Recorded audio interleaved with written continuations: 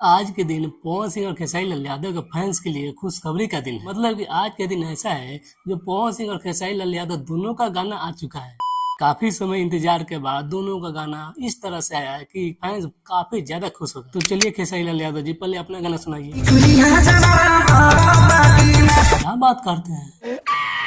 अच्छा, आपके गाने के बारे में बात करेंगे, पहले पवन सिंह जी का भी गाना सुन लिया जाए। अच्छा, चलिए पवन सिंह जी अब अपना गाना सुनाइए।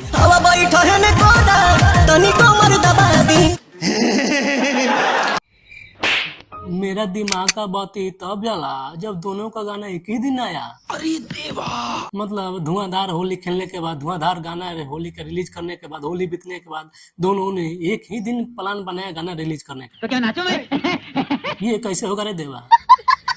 मतलब आप लोग चाहते हैं कि एक दिन गाना रिलीज करे, फैंस को बुला रहे, अब मेरा गाना पूरा कंट्रोवर्सी और गाना खूब हिट हो।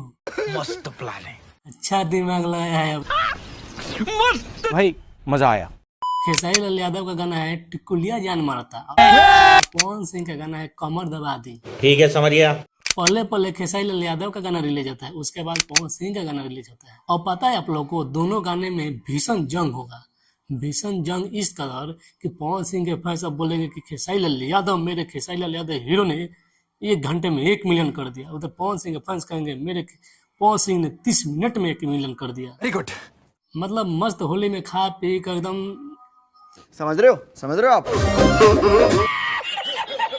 सब लोग शांत था, तो ये लोग सोचे कि एक ही बार गाना रिलीज किया जाए और दोनों में भीषण जंग करवा दिया जाए। साले को बम से कि दोनों फैंस एक ही बार उठे और बोले मेरा हीरो नंबर 1, मेरा पवन नंबर 1, मेरा खेसारी नंबर 1।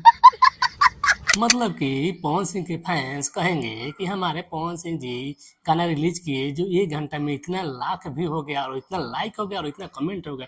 उसी तरह से खेसारी लाल यादव के फैंस भी बोलेंगे कि मेरे खेसारी लाल यादव के गाने का व्यू 1 घंटे में इतना चला गया, तो लाइक्स इतना चला गया, तो कमेंट से भर भर के आ गया। यही नहीं, अभी और सुनिए।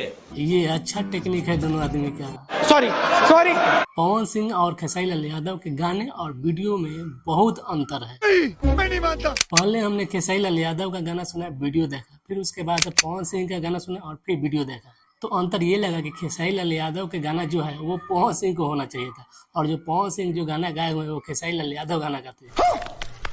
मतलब कि जो पवन सिंह का गाना है वो ऑर्केस्ट्रा लेवल का है, वो ऑर्केस्ट्रल का फीलिंग दे रहा है, और खेसारी लाल यादव का जो गाना है वो लोकगीत जैसा है, जो वो गाना पवन सिंह को सूट करता है और पवन सिंह वाला गाना खेसारी लाल यादव को सूट करता है। बात तो सही है। दोनों को वीडियो क्वालिटी में लाइट का प्रयोग बहुत ज्यादा किया गया है। सबसे ज्यादा खेसारी लाल यादव के गाने में लाइट का प्रयोग बहुत ज्यादा किया गया है, और पवन सिंह का जो गाना है जो बॉलीवुड लेवल का है, मतलब जो बॉलीवुड का गाना होता है वीडियो क्वालिटी उस टाइप का है। अच्छा, फिर भी खेसारी लाल यादव का वीडियो क्वालिटी भी बहुत बेहतर लग रहा है, क्योंकि वो नया चैनल है, उतना पैसा नहीं लगा पाया, लेकिन जितना भी किया है वो बहुत जबरदस्त किया है।